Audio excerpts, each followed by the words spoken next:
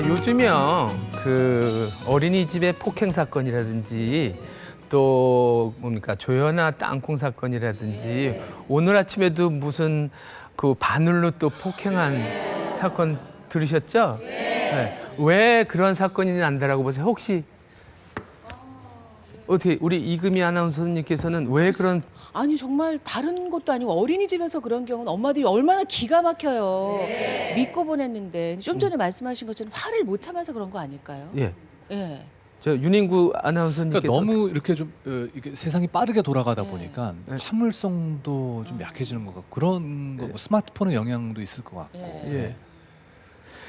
예. 혹시 여러분들 중에서요 어렸을 때 부모로부터 여러분들이 이제 뭐 학교 성적이 떨어지거나 아니면 또 이렇게 실수했을 때 잘못했을 때 부모로부터 나가 이렇게 소리 들어보신 적 있으세요? 혹시 어떤 분이?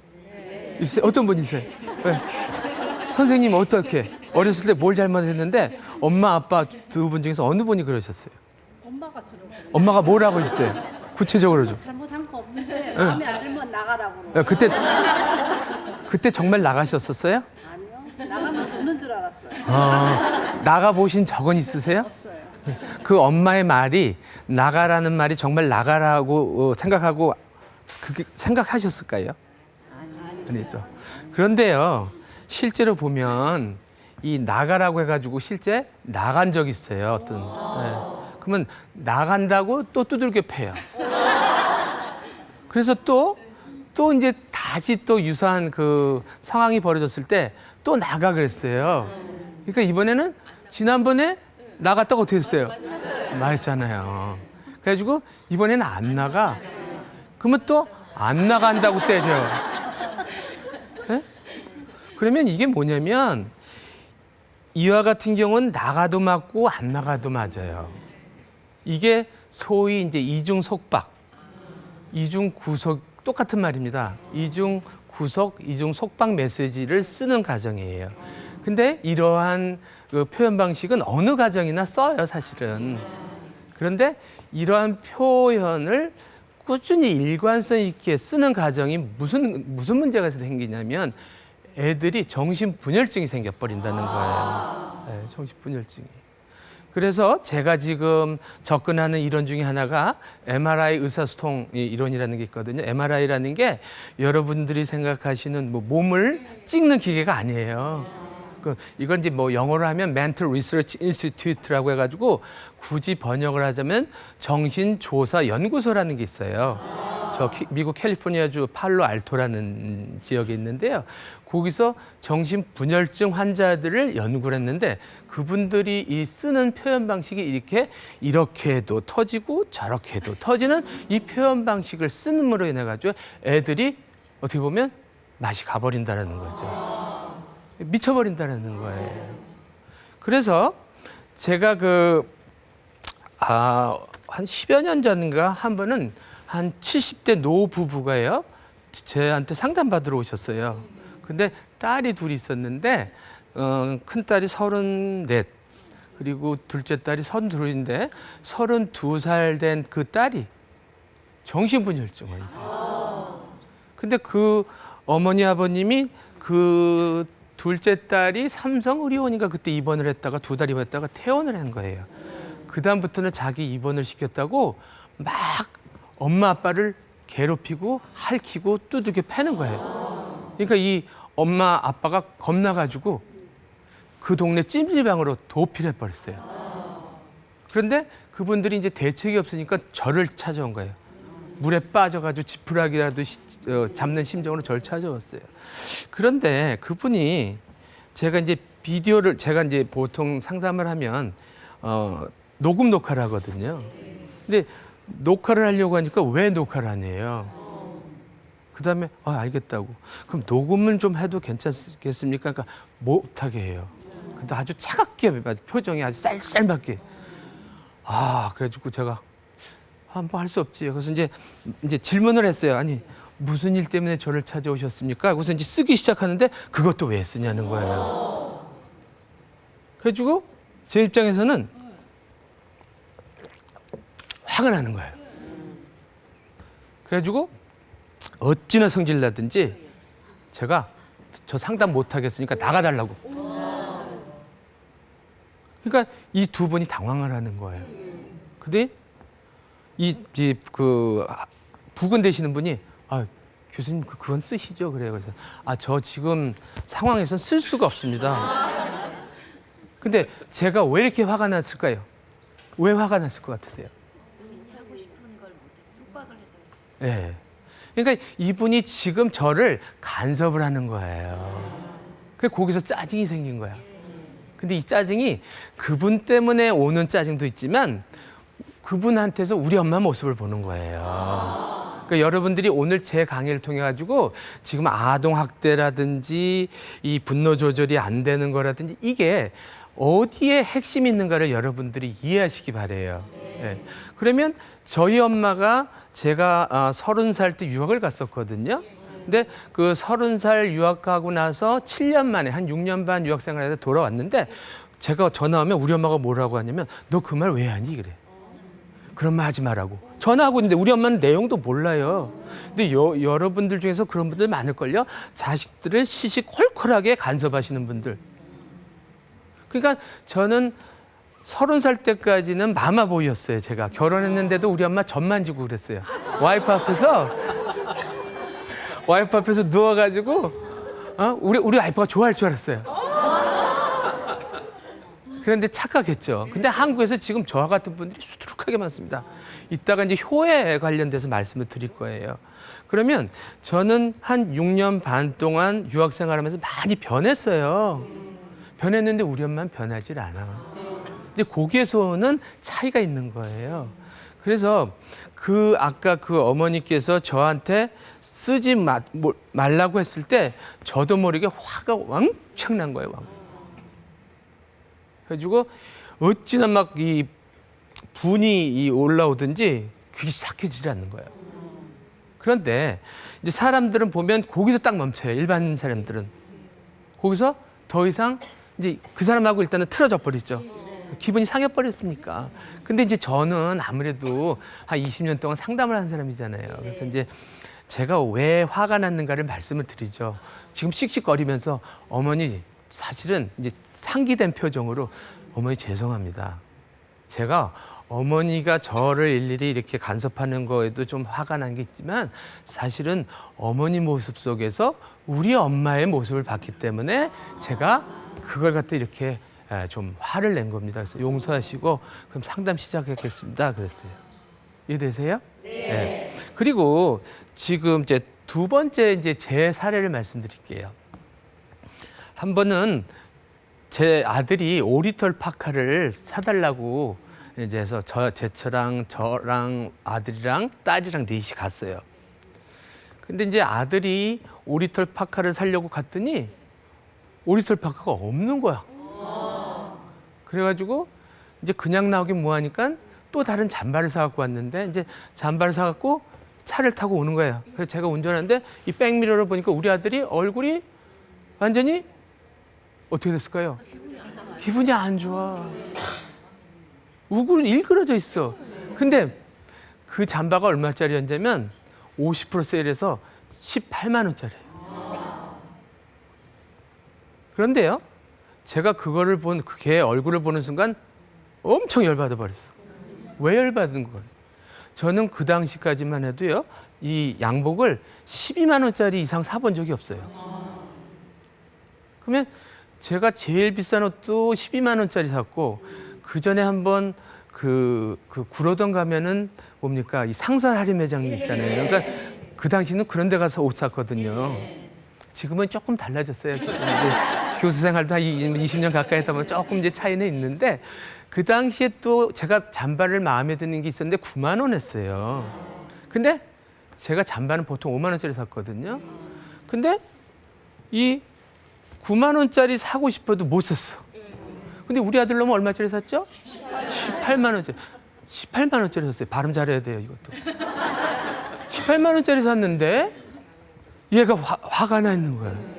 그러니까 제가 그걸 보는 순간 어찌나 열받든지 이 자동차를 타고 가다가 확 벽에다 박아버리고 싶어요. 윤 아나운서님 이런 거 못 느껴보셨어요? 아직까지 저는 아직까지? 못 느껴봤어요. 교수님 의외로 다혈질이시네요. 그렇죠. 예. 근데 제가 그걸 갖고 있으면 우리 아들하고 내릴 때 우리 아들 얼굴 쳐다보기 싫을 거예요. 그래서 제가 이제 차에서 우리 와이프한테 그랬어요. 아니, 우리 양진이 왜 저래? 얼굴이. 그러니까 아니, 제가 2주 전부터 저 옷 사러 가자고 그렇게 했는데 당신 바빠가지고 2주 있다고 왔잖아. 그래서 그게 팔렸다는 거 아니야. 그러면 성숙한 아빠라면 아들을 이해하고 야 다음번에 그러면 한 번 더 와보자라고 했으면 되는데 제가 미성숙해요. 지금도 미성숙한 건 여전해요. 이 사실 교수들이요 상당히 미성숙해요. 공부만 했지 아주 애들입니다, 애들. 그리고 무식해요 또. 자기 분야만 알지 이게 전반적으로 몰라요. 세상 돌아가는 것도 모르고. 전 특히 더해요. 집하고 학교하고 그것만 왔다 갔다 하는 사람이거든요. 그리고 상담만 하는 사람이니까 더더군다나 뭐. 그래가지고 제가 무슨 얘기를 우리 아들한테 했냐면 우리 아들한테 양진아 아빠 지금 심정은 사실 이 자동차를 있잖니 확 벽에다 박고 싶은 심정이에요. 근데 이제 표현할 때 참 중요해요. 그 인상을 팍 쓰고 하는 거하고 양진아 좀 다듬어서 차분하게 양진아 아빠 사실은 지금 돌아버리겠어. 나 아빠는 있잖아 양복 12만 원짜리밖에 사본 적 없어. 근데 너 18만 원짜리 샀어. 그래서 이제 차에서 내렸더니 우리 아들이 팔짱을 딱 끼는 거예요. 아빠 미안해요. 그래. 제가요 이제 강의하다가 성대결절이 그 전에 4번이 재발됐어. 그래가지고 물을 좀 자주 마셔야 돼. 그 좀 양해해 주세요. 아들 실명을 자꾸 거론하셔도 괜찮으신 건가요? 우리 아들이 제발 방송 나가서 자기 얘기하지 말라고 그랬는데 또 주책 없이 또 하는 거야. 그러면 저는 지금 무슨 얘기냐면요. 이렇게 화가 난다는 거예요. 분노 조절이 안 된다라는 거예요. 근데 이 분노 조절이 안 된다는 거는 분노라는 것은 하나님께서 인간에게 주신 자연스러운 감정이에요. 이 성경을 보더라도 하나님께서도 분노하신 장면들이 여러 장면이 나와요. 그렇죠? 그러니까 여러분들이 이 분노하는 거에 대해서 여러분들이 죄책감 가질 필요도 없으시고 이거는 내 자연스러운 감정이다. 단 중요한 건 뭐냐면 이 분노를 어떻게 표출하느냐 이게 중요한 거예요. 근데 대부분의 가정에서는 이 분노 표출하는 방법을 잘 몰라, 못 배워, 학습화되지 않다라는 거죠. 그래서 뭐 어린이집에서 이렇게 구타를 했다거나 이런 사람들을 너무 저 사람들은 인간 이하 취급을 하시면 안 돼요. 왜 그러냐면 그 사람들이 나오는 방식이 누구 방식일 것 같아요? 화가 났을 때. 엄마 아니면 또 아빠 방식이에요. 그건 학습화된 거예요. 어쩔 수가 없어요. 제가 우리 엄마하고 이 굉장히 마마보이로서 친했음에도 불구하고 유학 갔다 오고 나서 엄마하고 참 힘들었거든요. 그래서 우리 엄마하고 얘기하면 벽을 느꼈어요. 그런데 그 벽을 누가 느낄까요? 아들이 느끼는 거예요. 그러면 아들한테 벽을 느낀 애가 또 누굴 것 같으세요? 우리 딸. 여동생이 아들한테 그런대요. 오빠한테. 오빠 아빠한테 벽을 느끼지 나는 오빠한테 그걸 느껴. 이해되십니까? 네. 이게 이제 가정에서 어떻게 의사소통하는가를 갖다가 이제 봐야 되고 이 의사소통하는 방식이 내려온다는 겁니다. 그래서 지금 제가 오늘 이 시간에 4케이스를 사실 말씀드리려고 갖고 왔어요. 제 임상 사례 케이스인데요. 첫 번째가 분노 조절이 안 되는 남편. 그다음에 두 번째가 엄마가 5살짜리 아들을 구타하는 또 사례. 그다음에 세 번째가 연예인들 중에 많은데 공황장애라고 혹시 들어보셨나요? 네. 공황장애라는 게 어떤 건지 아시는 분 있으세요 혹시? 아니 뭐 뉴스 같은데 나오는 거 보면 예. 막 가슴이 뛰고 그다음에 외출하기가 힘들고 사람들 만나는 거 힘들고 버스나 지하철 같이 이런 거 못 타고 그런 거 아니에요? 예. 그것도 다 이제 가족 문제고요. 마지막으로는 섭식장애 중에서 거식장애. 섭식장애는 폭식장애하고 거식장애 2개가 있거든요. 그래서 고등학교 2학년 여자아이가 거식장애 걸려가지고 저한테 상담받으러 온 케이스 4가지를 말씀드리도록 하겠습니다. 첫 번째, 이 분노 조절이 안 되는 케이스는요. 남편이 40살이고 부인이 또 40살이고 딸이 11살, 아들이 7살이었어요. 그런데 이 사람이 왜 분노 조절이 안 되는가 봤더니 제가 이제 그리면서 말씀을 드릴게요.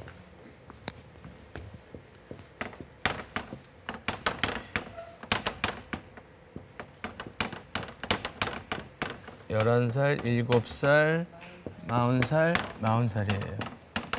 근데 지금 이분이 분노 조절이 안 되는 이유가 요 위에 봤더니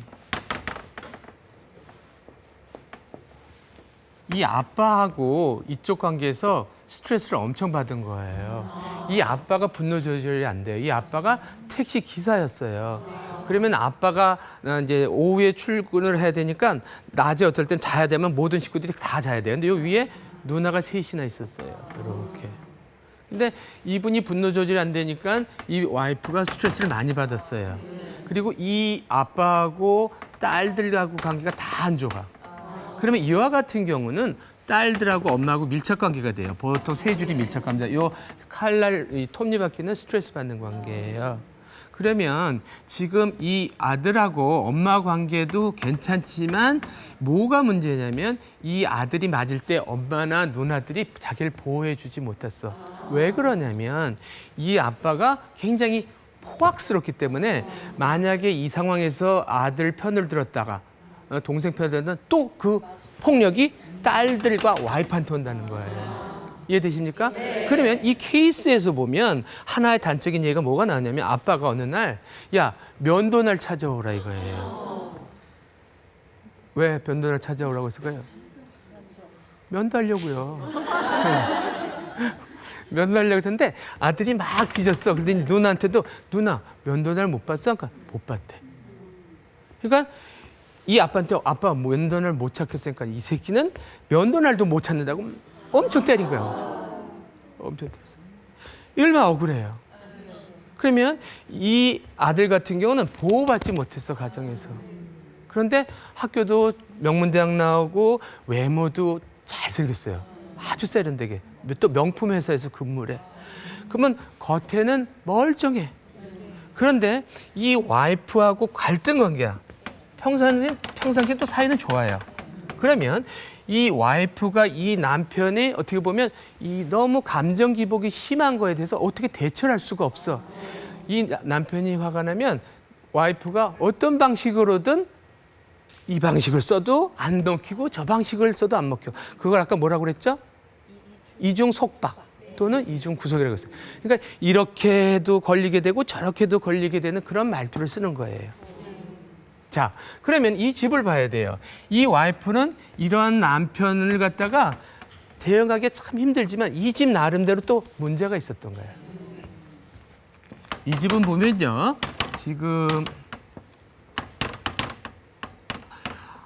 아빠하고 엄마 사이에 이쪽도 관계가 안 좋아. 그러면 이쪽이 지금 여기 보면은 언니, 오빠, 언니 둘인가 이렇게 있어요. 그러면은 지금 이 집에서는 뭐가 문제였나 봤더니 이 아빠하고 엄마하고 사이가 안 좋은데 이 엄마가 망상장애가 있는 거예요. 그래서 의부증이 있어요. 의부증이 있어가지고 어느 정도냐면 이 남편하고 자기 큰딸하고 성관계를 맺었다고 오해를 하고 있는 거예요. 사실은요, 저 케이스는 별별 케이스를 제가 20년 동안 많이 했기 때문에 이런 건 뭐 그렇게 센 건 아니에요. 어떤 경우는 아빠가 딸 5명을 성폭행한 케이스들도 있어요. 이건 공영방송이라서 너무 정난하게 제가 말씀을 드릴 수는 없고, 여기서요, 지금 이 와이프는 이 큰딸이 어렸을 때 이 큰딸이 이제 밥을 먹다가 엄마가 야 가서 숭늉 좀 갖고 와라 가지고 이 솥에 있는 숭늉을 이렇게 들고 갔대요. 근데 이 숭늉을 갖다가 어떻게 힘이 없어서 쏟아버린 거야, 방바닥에. 그러니까 뜨거운 물이 쫙 튄 거 아니에요? 근데 이 딸이 이 바지 입었는데 여기 다 뜨거운 물이 펄펄 끓는 물이 한 거야. 그러니까 화상을 입은 거예요. 그러면 지금 이게 무슨 얘기냐면 이제 머레이 보엔이라는 분이 있습니다. 이분이 이제 가족 치료 이론 중에서 가족 체계 이론이라는 게 있어요. 지금 이 엄마가 이제 소위 자아분할한 걸 말씀을 드려야 됩니다. 자아분할하는 게 자아분할한 게 있는데 자아분할하는 건 뭐냐면 두 개로 나눠져요. 지적 자아하고 그다음에 지적자하고 뭐죠? 감정. 그러니까 지적자하고 감정자아가 두 개가 있다는 거예요. 그러니까 어떻게 보면 이성과 감정이라는 이 자아가 있는데 이 소위 자아 분화가 안 됐다는 건 뭐냐면 감정이 이성을 통제해 버리는 거예요. 이해되십니까? 네. 그러면은 지금 이 엄마가 자아 분화가 안 된 상태에서 보통 이 자아 분화가 안 된 사람들은 누구를 갖다가 딱 얽어매냐면 장남, 장녀를 얽어매요. 장남, 장녀나 막내 또는 자기를 닮은 애하고 밀착 관계로 들어가는 거야. 그리고 병약한 애. 근데 이쪽이 병약한 거야. 화상을 입어가지고 어려서부터 갓난아기 때 이 엄마가 업고서 병원을 들락달락 한 거예요. 그래서 여기가 안쓰러우니까 이쪽이 밀착 관계야. 이쪽이. 그런데 이 와이프는 뭐를 보게 되냐면 이 엄마가 감정 기복이 심해가지고 엄마가 감정 기복이 심해가지고요. 그 큰 딸을 갖다가 상당히 구박을 한 거야. 남편하고 또 성적인 관계까지 있다 생각해가지고. 그래서 여기서 여기 스트레스가 많이 받았어. 이렇게 스트레스를 많이 받았어. 그리고 지금 이 와이프는 이 남편의 모습에서 누구를 볼까요? 자기 엄마 모습을 보는 거야. 여러분들이 이거를 이 통로만 잘 보더라도 여러분 문제를 잡을 수가 있어요. 여기 문제 없는 가정은 없습니다. 여러분들이 아무리 민주적인 방법으로 자유스러운 방법으로 여러분들을 교육시켜도 애들이 뭐라고 그래요? 반드시 비판해요, 여러분들을. 엄마 아빠를. 안 하시는 분 있으면 손 들어보세요. 네, 다 하게 됐습니다. 어느 방법으로. 그런데 어떠한 방법이 그래도 조금 덜 비판할 수 있는 방법이 있다는 거죠. 네. 자, 그러면 지금 이 남편이 감정 기복이 심한 이 모습 속에서 이 와이프는 자기 엄마가 자기 언니한테 했던 모습을 보는 거예요. 이해되세요? 네. 자, 그게 걸려버리는 거예요. 그러면 거기서 이 남편을 변화시키려고 했었던 와이프 방식도 안 먹히는 방식이야. 그러면 제가 아까 말씀드렸던 그 MRI 모델이라는 건 뭐냐면 누구나 문제를 해결하려고 시도했던 방식이라는 건 있다는 겁니다. 그렇죠? 그런데 그 방식이 효과가 없어요. 즉 여러분들은 자녀들한테 잔소리를 하시죠? 네. 어느 분이 잔소리 좀 하시나요? 선생님한테? 네? 어떻게 아드님 뭐 자녀분한테 무슨 잔소리 할까요? 그러면 애들이 그 말 듣고서 변화가 있나요? 없어요. 네. 그러면 잔소리를 누구를 위해서 하신다고 보세요? 본인을 위해서 하죠. 그러세요? 자, 이제 질문 들어갑니다. 어머니 아버님 중에서 누가 잔소리가 있으셨어요? 제가요. 아니. 어머니의 친정 엄마 아버지 중에 누가 잔소리가 있으셨나요? 이거예요? 아버지요. 아버지요? 네. 아버지가 어떤 잔소리 하셨나요? 아버지도 공부하라고 그러죠. 그렇죠. 그러면요, 여러분들이 만약에 담배를 태우는 남편, 또 과음한 술 먹는 남편, 그분들한테 뭐 술 먹지 말라고 술 안 먹었나요? 아니요. 담배 피우지 말라고 담배 안 폈나요? 네. 잔소리는요, 결국에 볼 때는 자기가 안 하면 못 견디기 때문에 한다라고 저는 봅니다. 그거는 약발이 안 먹히는 거예요. 그러면 그 방식을 쓰면은 그쪽에서 담배를 끊거나 술을 안 먹는 게 아니고 오히려 그것 때문에 더 빡쳐가지고 먹는 거예요. 화가 나가지고. 이해되십니까? 네. 그러면 그 방식은 효과가 없는 방식이에요. 그럴 바에는 일단 담배는 담배대로 피우고 술은 술을 먹더라도 관계는 유지하자는 거예요.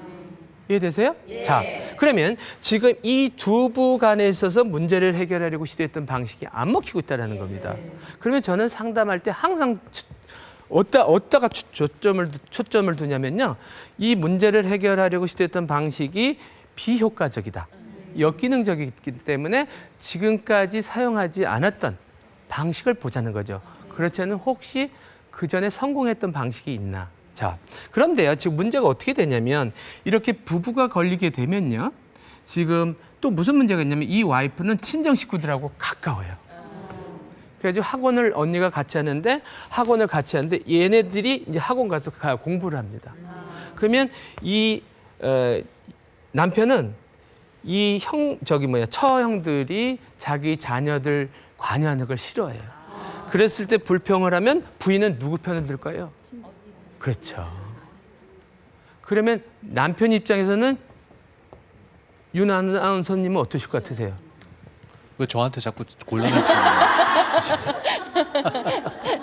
부인이 내 편을 안 들어 내가 지금 처형에 대해서 막 서운한 걸 막 쏟아내는데 부인은 자기 언니 편을 두고 있어. 그럼 어떠실 것 같으세요? 글쎄요. 기분이 좋진 않겠죠. 제 편을 들어줄 거라고 생각을 네. 했던 부인이 그렇게 얘기를 한다면. 네, 그렇죠? 네. 그런데 와이프에 대해서 기분이 안 좋은 것도 있지만 혹시 그 위에 뭐가 걸려 있을 것 같으세요? 그래서 뭐가 걸려 있을까요? 뭐가 걸려 있는 걸까요? 혹시 우리 방청객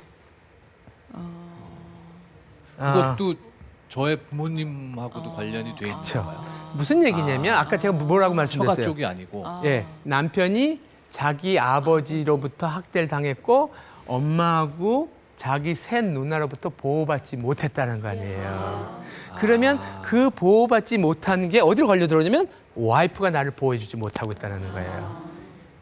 그러니까 항상 자녀 문제가 됐든 부부 문제가 됐든요, 이 한 3대를 갖다가 같이 엮어봐줘야 돼요. 그러니까 이 사람의 문제는 이 사람의 문제가 아니라는 거죠. 개인 문제가. 이쪽 문제도 마찬가지라는 거죠. 그러면 지금 원가족에서 엄마, 아빠, 부부 관계가 근본적으로 시부모, 친정 부모가 걸려 있는 게 이쪽에서 걸려 들어온다는 거죠. 근데 위기가 안 들어오면 괜찮아요. 이제 위기가 들어오느냐 안 들어오느냐가 관건입니다, 이게. 위기가 들어와 버리면 그 집안에서 화가 났을 때 썼던 표현 방식을 써요. 그 방식이 남편의 방식이 누구 방식일까요? 아버지 방식이에요. 이해되십니까? 네. 자, 그러면은 지금 이 아버지의 방식으로 인해 가지고 와이프도 힘들다는 거죠. 그러면 또 와이프 또한 남편 입장에서는 내 편을 안 들어주는 거로 인해 가지고 우리 누나 엄마한테 보호받지 못했던 게 와이프도 똑같다는 거예요. 내 편 없다는 거예요. 그럼 또 이게 어디로 내려가느냐? 요게 지금 딸이 외모가 아빠를 닮았어. 그러면 어떻게 돼요? 아빠하고 관계가 좋아. 그리고 요 아들은 엄마를 닮았어. 그럼 요렇게 밀착돼 있어. 이해되세요? 네. 그러면 지금 엄마는 이 딸하고도 관계가 괜찮지만 이 남편이 그 감정 기복이 심하고 어떻게 보면 성격이 좀 못돼 먹은 게 누가 나왔을까요? 요 딸이 그 모양이야. 그러면 이 딸한테 스트레스가 내려가요. 되세요? 그러면 요 두 사람의 관계가 어떻게 되냐면 스트레스 받는 관계예요.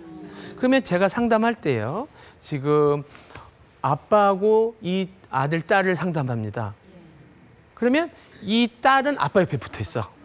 근데 아들은 아니에요. 그때는 엄마가 없어요.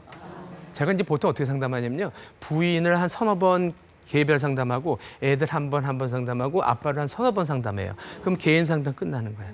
그다음부터는 부부 상담 한 번 들어가고 남매 상담 들어가고 남매하고 엄마 상담, 남매하고 아빠 상담 이렇게 들어가고 전체 상담 들어가요. 이제 필요에 따라서 다음 그 사례에서는 시어머니, 시아버지까지 들어옵니다. 그다음에 친정 엄마, 아버지도 들어오고. 자, 그러면은 지금 무슨 얘기냐면 엄마, 아빠 이 부부 관계가 해결이 안 됐을 때 싸우는 방식 누가 그 방식을 따라갈까요? 자녀들이 똑같이 싸워. 여러분들 자녀들 생각해 보세요. 여러분들하고 남편하고 싸울 때 보면 그 문제가 걸려버리면 남매가 보면 똑같아. 엄마 아빠가 싸우듯이 싸워. 신기합니다. 그게 이게 퍼즐 짜맞춰질 때 다 짜맞춰집니다. 신기하게도. 그러면 이쪽은 엄마한테도 이렇게 스트레스 받았다는 거예요. 자, 그러면요. 지금 엄마하고 딸하고 아들하고 상담할 땐 또 어떻게 될까요? 앉아있는 순서가. 누가 누구 옆에 붙을까요? 아들이 엄마 옆에 딱 붙어. 그러면 딸은 저기 맨 끝에 가 있어. 그다음에 또 4명 상담을 했을 때 보면요. 이때는 조금 달라지지. 근데 보통 가까운 사람들이 이혼할 부부들 보면요. 제 소파가 3인용이 있는데 보면은 남편은 저쪽 끝에서 저쪽 벽면을 봐요. 부인은 저쪽 벽면. 보기 싫다 이거예요. 그러면 결국에 지금 이 분노 조절이 안 되는 이 남편은 어떠한 제가 이제 치료를 해가지고 어떤 방법을 방법을 쓰냐면 이 남편이 이렇게 분노 조절이 안 되고 화가 날 때 표현하는 방식이 아빠로부터 나오는 방식이라는 거예요. 그리고 그 방식이 지금 자기가 쓰고 있는 방식이라는 거예요. 그러면 또 아버지에 대해서 이해를 해줘야 돼. 아버지는 자기 할머니, 할아버지하고 또 걸려버리는 거예요. 이해되세요? 그러면 그거를 인식하는 거하고 못하는 거하고는 상당히 차이가 있습니다. 그러면 나하고 와이프하고 걸려있는 이 방식이 내 방식이 우리 아버지 방식이고 우리 아버지는 또 할아버지하고 걸렸다는 거예요. 그러면 이렇게 걸려있는 관계는요, 계속 대가 물려 들어온다는 겁니다. 그런데 상담을 얼마든지 가능해요. 얼마든지 가능합니다. 네. 상담을 통해 가지고 원래 타고난 기질은요, 바뀔 수가 없습니다.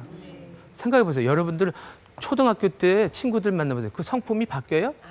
다 그건 안 바뀌어요. 그건 바꿀 수가 없는 겁니다. 네, 타고난 것.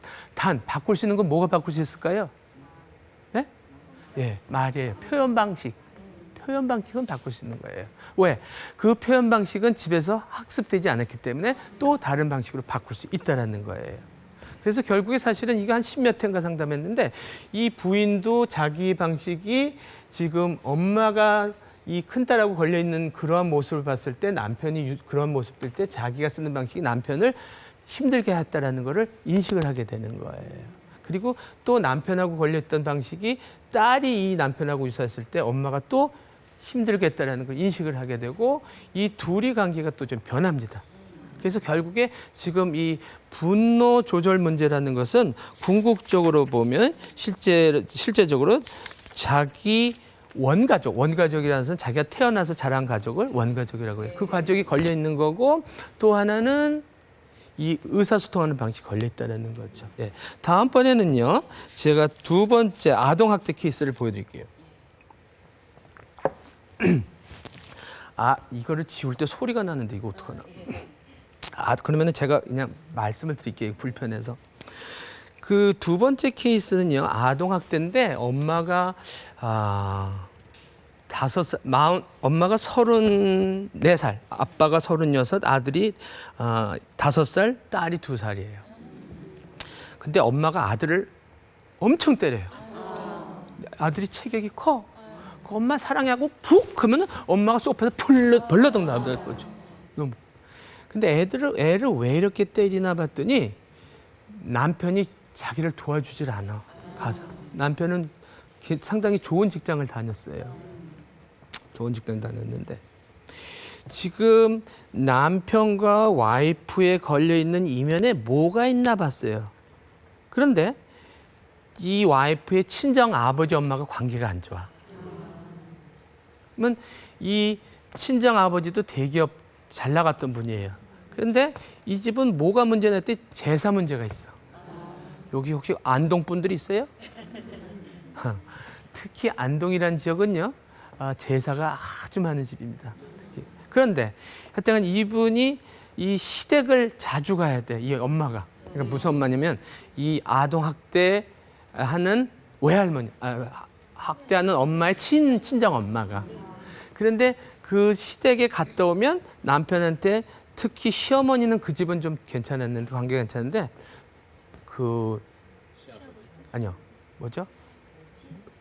동서. 큰 동서가 잔소리를 많이 해요.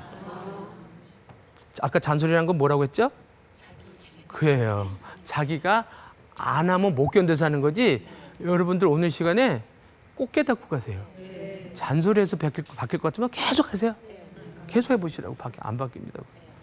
그런데 이 와이프가 차수석에서 그 큰 동서들, 둘째 동서에 대해서 뭐라고 이제 힘든 걸 얘기해요, 오늘. 그러면 남편이 누구 편을 들어주냐면 형수 편을 들어주는 거예요. 여기 혹시 남편이 효자분들이 있으세요? 효자세요?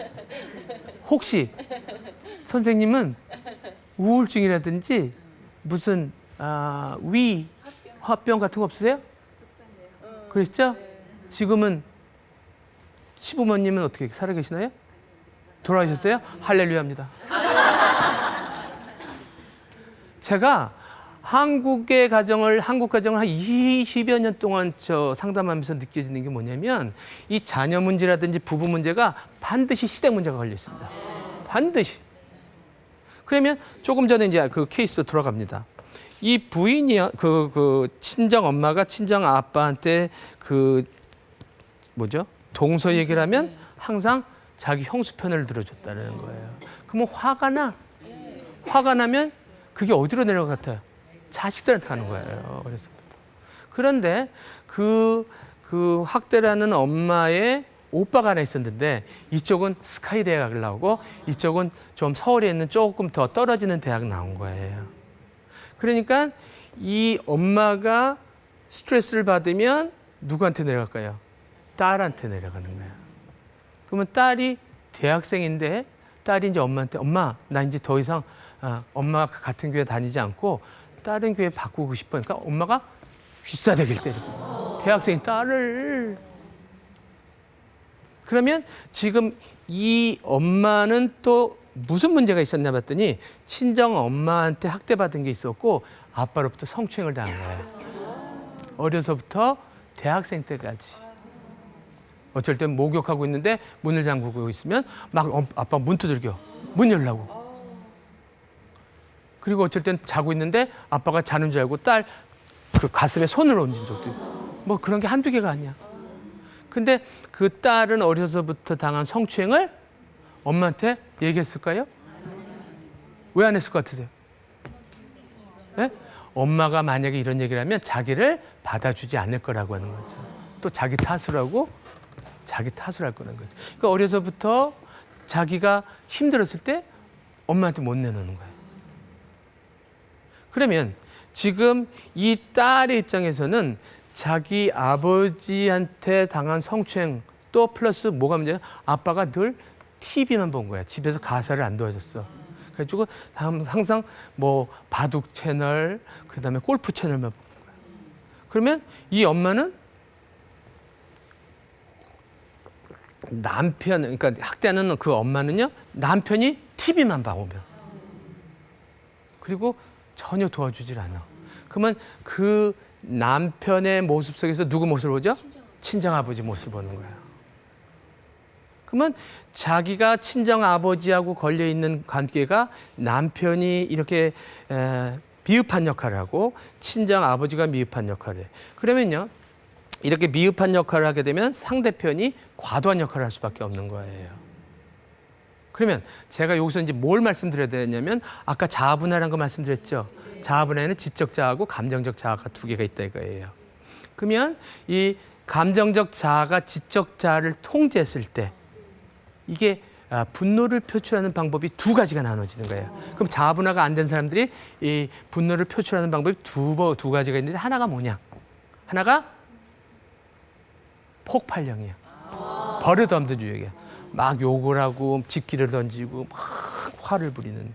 그리고 또 반대형이 뭐냐? 요조숙녀형이야. 화가 나도 밖으로 발설 못하고 속으로 눌러버리는 거야. 이제 그런 사람들이 계속 누르다면 뭐가 나오냐면 그 집안에서 내려오는 질환이 내려와요. 그래서요, 보헨이라는 학자는 이렇게 자아분화가 안 됐을 때 계속 스트레스를 받았다. 위기가 들어와가지고 계속 스트레스를 받았을 때 그 집안에서 내려오는 신체적 질환 또는 정신적 질환이 그대로 내려버려요. 여러분들 혹시 가정 중에서 암 환자들 있으세요? 예, 잘 보세요. 내가 어느 분 뭐 지적은 안 하겠지만 그 암 내려오는 윗세대를 보세요. 그러면 그 윗세대에 보면 암 환자들이 있습니다. 정신병도 마찬가지예요. 그래서 보헨이라는 분이 정신과 의사이자 그 대학 교수였는데 그분이 발견한 게 뭐냐면 정신분열증, 요즘은 조현병이라고 바뀌었습니다. 조현병 환자들은 항상 3대가 연루가 된다는 겁니다. 항상. 그리고 10대 안에는 반드시 조현병 환자가 있다는 걸 입증을 시켰어요. 그러면 지금 이 분노를 표출하는 방법에 있어서 아주 요조숙녀형과 버릇없는 유 두 가지 형으로 나눌 수가 있다는 거고, 또 자아분화가 안 됐을 때는 이 친밀한 관계를 추구하는 형이 두 가지로 나눠진다는 겁니다. 하나는 아주 밀착된 관계를 추구하는 형이 있고, 두 번째는 거리감을 두는 관계를 추구하고 있다는 거예요. 또 이렇게 자아분화가 안 됐을 때는 과도한 역할을 하거나 미흡한 역할을 한다는 거예요. 이거를 알고 계셔야 돼요. 그러면 지금 이 학대하는 엄마 같은 경우는 자기 친정 엄마도 자아분화가 안 돼가지고 과도한 역할을 했고 그 집에서 그러면 남편이 미흡한 역할을 하죠. 남편이 미흡한 역할로 어떻게 돼요? 부인이 과도한 역할을 하게 되는 거예요. 그러면 지금 그 바로 위에 오빠도 보면 자기 아빠처럼 미흡한 역할을 하는 거야.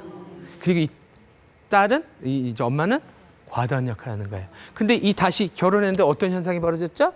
남편이 미흡한 역할을 하는 거야. 그러면 그 와이프는 과도한 역할을 하는 거예요. 그 버거워요. 버거워. 근데 남편은 안 도와주지? 아들은 막 너무 몸집이 커가지고 엄마를 괴롭혀. 엄마 입장에서 괴롭히는 거지. 아들은 엄마가 좋아가지고 달라붙는 건데. 그러니까 이 와이프는 힘들 때 자기 아들을 때려버리는 거야. 폭행. 그 유아원 뭐 어린이집 그 폭행한 건요 그냥 하는 게 아니에요. 그 사람이 인간성이 나빠서 그 문제 아닙니다. 그 사람 나름대로 그 환경에서 스트레스를 많이 받았고 또 만약에 걔가 또 계속해서 만약에 그런 마음에 안 드는 동작을 했을 때는 그게 주먹이 귀싸대기가 나갔던 뭐가 폭력이 나갔다는 거죠. 근데 이 폭력 나가는 방식이 누구 방식이에요? 예, 자기 부모 방식이라는 거예요. 그리고 그 사람이 폭력을 당했다라는 겁니다. 이걸 아셔야 돼요. 그러면 지금 이 아동학대 케이스도 보면 지금 이 남편이 자기 엄마하고 분리가 안 된 거야. 밀착관계. 왜? 엄마가 아버지한테 또 학대를 당했어. 그래서 이 남편이 자기 아버지하고 관계가 각이 섰어. 아버지 멱살도 잡고 그랬어. 근데 이 남편도 좋은 학교를 나왔어요. 근데 이 문제 또 뭘 봐야 되면 여동생이 하나가 있어. 이 여동생이 누굴 닮았을 것 같으세요? 자기 아버지 닮았어. 아버지가 성격이 못돼 처먹었어. 근데 자기 여동생도 못돼 처먹었어. 자기 아버지를 딸이 닮은 거야. 자기 엄마를 이 남편이 닮았고 아들이. 그러면 이와 같은 경우 이 남편의 여동생, 즉 시누이가 성격이 못했으니까 어떻게 됐을까요? 이혼을 해버려. 이혼당한 거야. 이혼을 했어. 그러니까 부모하고 다 걸려있기 때문에 이혼하고도 걸린 거예요. 물론 배우자하고 걸리지만 이 배우자 나름대로 윗세대 부모들이 걸려있다는 거거든요. 그러면 지금 이 남편 입장에서 보면 이 와이프가 감정 기복이 심해. 그리고 너무너무 자기를 힘들게 해. 근데 이 남편은 순둥이해. 그러니까 엄마가 이 아들을 어떻게 해요? 안 놔. 꽉 잡고서.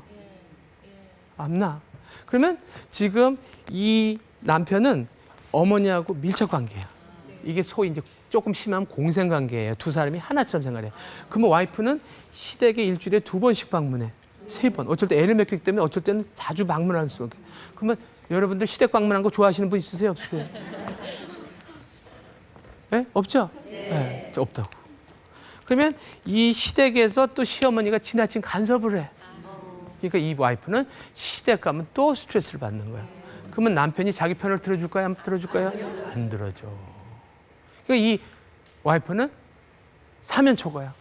이쪽 저쪽에서 시댁으로부터 받는 스트레스, 자기 친정에서 엄마한테 또 받는 스트레스, 또 맞았던 거, 자기 아버지한테 성추행당한 거 이런 게 다. 그러면 또 이 부인이 친정 가가지고 남편하고 뭐 남편한테 화난 얘기를 엄마 아빠, 야 그래도 네가 참고 살아야지. 화가 날까 안 날까요? 화나요. 그럼 풀어놓을 수가 없는 거야. 그러면 누구 해? 아들한테 패. 아들을. 그럼 아들은 당하는 거예요. 근데 그 아들 모습 속에서 누굴 봐요? 자기 남편 모습을 보는 거야. 그리고 그 남편 모습에서 자기 친정 아버지 모습이 또 겹쳐지는 거예요. 이해되세요? 그래서 이와 같은 경우는 어떻게 또 치료로 들어가냐면요. 지금 친정 엄마 아버지 부부 상담을 들어가요. 그래서 이 엄마 아빠 대화하게끔 만들고 그 친정 아버지가 저하고 상담하면서 그 전에 손 하나 갖다가 놔다가 저하고 상담하면서 설거지를 하기 시작해요. 설거지를. 제가 하나님께 은사를 좀 받았어요. 저는 이제 기독교인이거든요. 그래서 그 옛날에 부흥회 때 93년도에 미국에서 유학생 때 부흥회 불 받았어. 그때 보면 불 받아라 불 이야 이러는 옛날 부흥 강사 스타일들은 그거 진짜 불 받아가지고 그때 불 받아가지고 진짜 난리 폈죠. 근데 제가 왜 이 얘기를 했지? 뭔 얘기했죠 아까? 친정 부모님이 달라지셨다고요 이제. 친정 아, 아버지가 설거지를 하시고. 그래서 제가 설거지 은사 받았어. 은사가 이 그 기독교인 중에 은사 받은 분들이 있거든요. 하나님으로부터 은사 받는데 그래서 제가 은사를 받은 게 있는데 그 중에 하나가 설거지 은사야. 설거지 그렇게 잘해. 휴일날에 어쩔 땐 하루 3끼 다 설거지. 저는 진짜예요. 항상 그 제가 하는 일이 뭐냐? 그 매일 음식물 쓰레기 갖다 버리는 거. 그냥 밤은 항상 이 구지폰가 이거 갖고 밀대로 미는 거야. 방. 제가 뭐 할 일 없어서 그거 하고 있어요? 그건 아니거든요. 그러니까 사실은 젊어서부터 잘 기어야 돼. 와이프한테 잘 기어야 됩니다. 근데 남자들은 몰라. 힘 있고 팔팔할 때는 몰라. 막 돈 있고 있을 때 쓸데없이 다른 데로 새. 그러다가 맛이 가면은 어떻게 돼요? 와이프 찾아와. 그럼 갖다 버려. 근데요, 지금 무슨 얘기냐면 지금 젊어서부터 시어머니하고 관계에서 남편이 시어머니하고 분리가 돼야 돼요. 그게 이제 자아분화가 돼야 된다는 거거든요. 근데 한국의 어머니들은 아들을 어떻게 해요? 안 낳아? 절대 안 낳아. 절대 안 낳아요. 절대 안 낳아. 제가 유학 갔다 오고 나서 엄마랑 같이 살아요. 저는 유학 갔다 오기 전에도 이런 공부했지만 엄마랑 같이 살려고 아주 결혼하기 전부터 마음 먹은 사람이에요. 막내였으니까. 아들만 넷인데 막내였거든요. 그래서 유학 갔다 오고 나서 엄마랑 너무 많이 부닥치는 거야. 나는 너무 많이 변했어. 근데 와이프는, 우리 엄마는 변해서 안 변했어. 그래서 밤낮 싸우는 거야. 그래가지고 제가 죄책감이 드는 거야. 엄마하고 싸우고 나면 내가 왜 이랬을까. 그래가지고 교회 가가지고 기도를 해. 기도를 해도 해결돼야 안 돼요. 그건 성령께서 역사하시는 게 아니야. 그거는 공간적으로 분리를 해야 돼. 그러면 성경 말씀에요. 결혼을 하게 되면 남편이 아들이 부모로 떠나라는 겁니다. 이거는 무슨 얘기냐면 공간적으로 분리뿐만 아니라 정서적으로 분리를 시키라는 겁니다. 이해되십니까? 네. 그래가지고요. 지금 이와 같은 경우는 또 친정 엄마 아버지 부부 관계가 변화가 됐고 또 성추행에 대해서 아빠랑 딸하고 상담을 했어. 그래서 털어놨어. 아빠가 너 내가 정말 미안하다. 그러니까 딸이 막 울어. 울면서 듣고 있는 거야. 그래가지고 아빠를 용서하는 시간을 갖게 돼. 그리고 또 요 남편하고 시어머니하고 분리시켜 시어머니 또 불러들였어. 시어머니. 그래가지고 그 시어머니하고 또 남편하고 분리가 됩니다. 자, 그다음에 그래가지고 이 엄마가 시댁으로부터 받는 스트레스가 좀 바뀌고 남편이 시어머니하고 좀 떨어지고 또 친정 엄마 아버지 관계가 편해서 이 와이프가 이제 좀 덜 스트레스 받게 되고 또 남편이 애들하고 놀아주게 돼. 상담을 통해서. 그러면서 와이프는 자기 시간을 갖게 돼. 그러면서 학대하는 게 감소됐다는 거예요. 이해되세요? 네. 정말 다행이네요. 그렇죠? 네. 근데 그 가족 치료가요. 제가 해보니까 상당히 효과가 있습니다. 뭐 개별 심리 치료도 뭐 나름대로 효과가 있지만 이 한 사람의 문제를 전체적인 가족 차원에서 조망을 해야 된다라는 거죠. 그다음에 제가 지금 세 번째 공황장애 케이스를 말씀드립니다. 이 공황장애는요. 부인이 지금 나이가 한 34, 남편이 34, 애는 없습니다. 그리고 현재 친정에서 친정 부모님하고 같이 사는 케이스예요. 근데 남편은 미국 사람이었어요. 그런데 왜 공황장애가 왔나 봤더니요. 집에서 반대를 했어, 결혼을. 국제 결혼을. 반대를 해가지고 이 부인이 스트레스를 많이 받았어. 그런데 무슨 그전에 어떤 스트레스가 있나 봤더니 자기 아버지가 직장 생활하다가 이 뇌물을 먹어가지고 감옥을 가. 거기서 오는 스트레스가 엄청 컸어. 그리고 또 하나는 엄마가 돈을 띄어. 빌려줬는데 큰 돈을 띄어요. 그리고 그 전에 원천적으로 보니까 무슨 문제가 있더니 자기 엄마가 좋은 대학을 나왔어. 근데 자기 남동생 하나 있는데 남동생이 엄마하고 똑같은 대학을 나와서 스카이 대학을 나온 거야. 근데 이 딸은 또 좀 못한 서울에 있는 대학을 나왔어. 그러니까 이 엄마가 완벽주의고요. 굉장히 이성적이야. 그리고 아빠가 감성적이야. 감정적이야. 근데 이 딸이 아빠를 닮은 거야. 근데 이 엄마는 남편하고 관계가 안 좋아. 남편하고 관계가 안 좋으니까 이 남편이 성격이 못된 게 딸이 똑같아. 이 감정 기복이 또 심해. 그러니까 이 엄마가 이 딸한테 스트레스를 주는 거야. 근데 아들은 자기가 원하는 대학에 간 거야. 자기가 나온 대학에. 그러니까 아들하고 미적 관계고 딸하고는 스트레스 받는 관계야. 그러면 엄마 아빠 이 부부 관계 또 안 좋아요. 심지어 이제 남편이 그 아버지가 와서 저한테 얘기했는데 자기가 지방에서 근무했는데 주말에 온대. 주말에 오면 와이프가 토요일 날 없대요. 엄마도 바빠. 뭐 직장 일이 있어서. 그러면 일주일 만에 오는데 밥도 안 차려줘. 그리고 성관계도 안 해. 근데 이 아빠는 또 좀 학교가 처진 대학을 나왔어. 그러니까 어떻게 보면 무시당한 거야. 부인한테. 그 남편도 화가 나는 거죠. 그러면 이 남편은 부인한테 무시되기 이전에 또 원가족에서 무시당하겠다는 거예요. 그럼 민감하다는 거예요. 여러분들이 혹시 어떤 사안에 대해서 민감하다는 것은 여러분들이 과거에 뭐가 걸려 있다는 거예요. 절대 그냥 민감해질 수가 있는 게 아니에요. 뭐가 반드시 걸려 있는 겁니다. 그런데 지금 이 와이프 입장에서는 그 남편이 어떤 사람이냐면 아주 차분해. 아주 이성적이에요. 그런데 자기 엄마가 유방암인가로 죽었어. 남편이. 그 시어머니가. 근데 이 시아버지가 아주 보면 이성적인 사람이야. 그리고 이 친정엄마가 또 이성적인 사람이야. 그러면 이 양반이 결혼식장에 공황장애 와버린 거야. 결혼식장에서 막 숨이 차고 죽을 것 같아. 결혼식장에.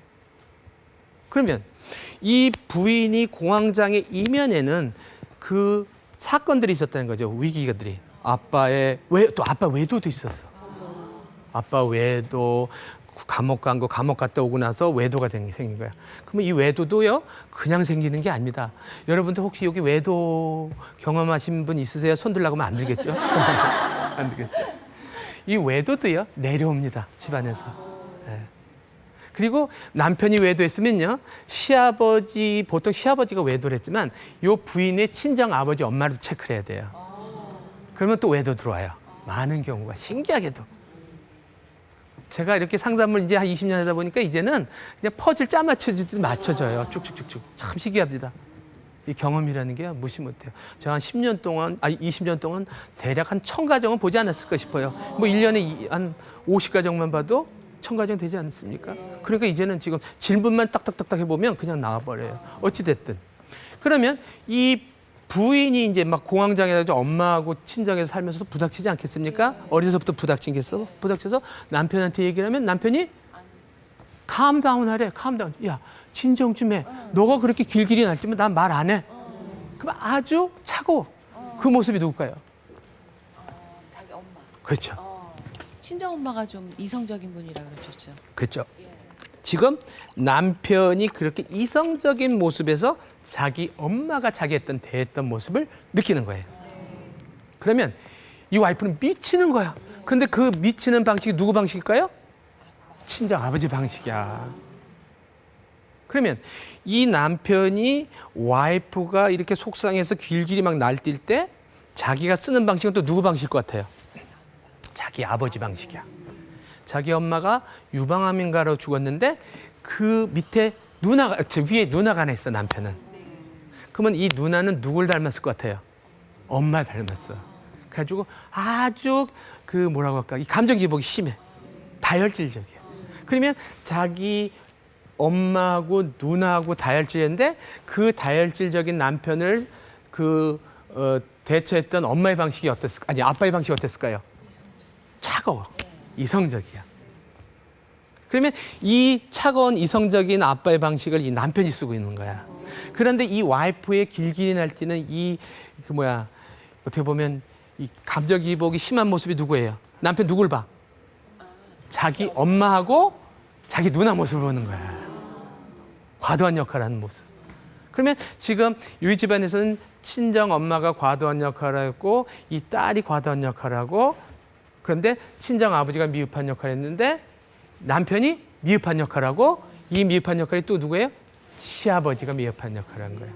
그러면 이 집에서는 또 시어머니가 과도한 역할을 하고 큰 시누이가 과도한 역할을 하는 거예요. 네. 그래서요. 지금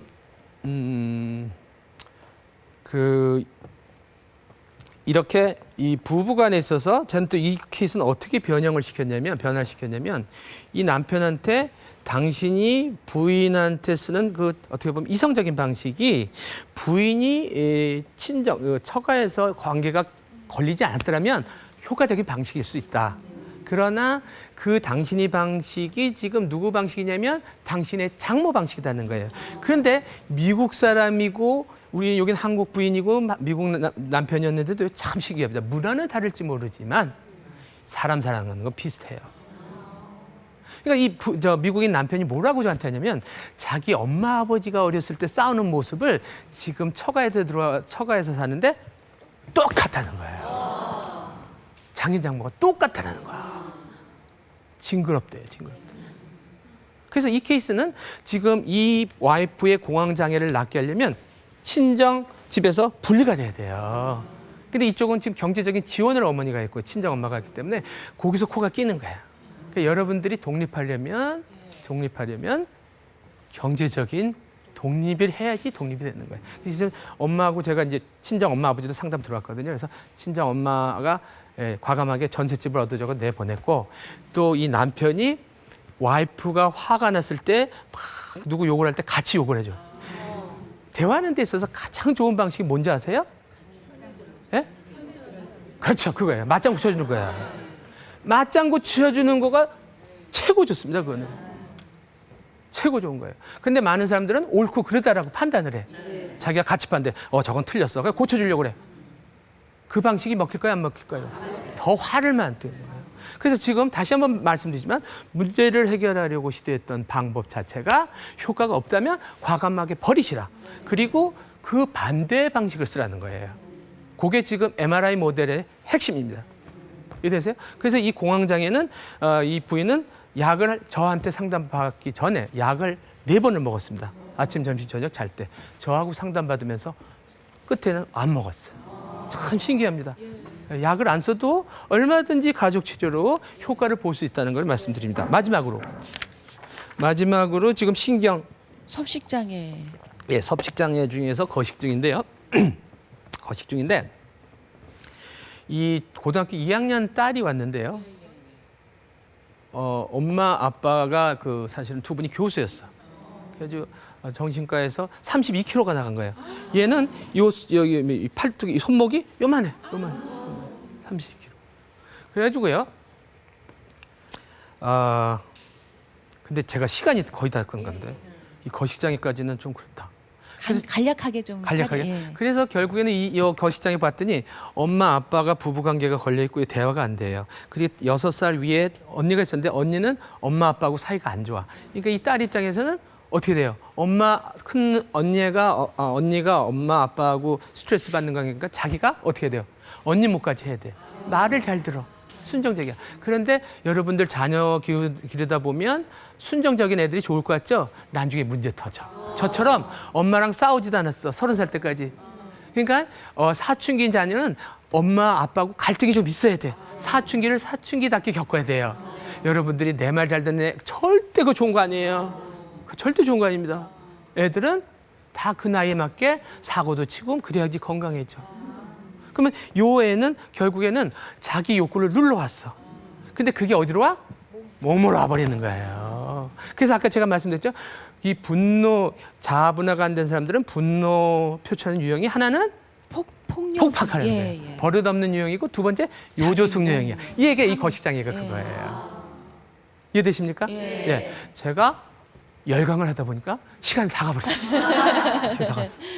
그래서 제가 이제 결론은 뭐냐면 결국에 지금 분노 표출 문제, 아동학대, 성추행, 성폭행, ADHD, 왕따, 군대 집단 따돌리면 이거 다 가정 문제입니다. 여러분들이 모르셔서 그래요. 핵심은 다 가정에서 돌출되는 거예요.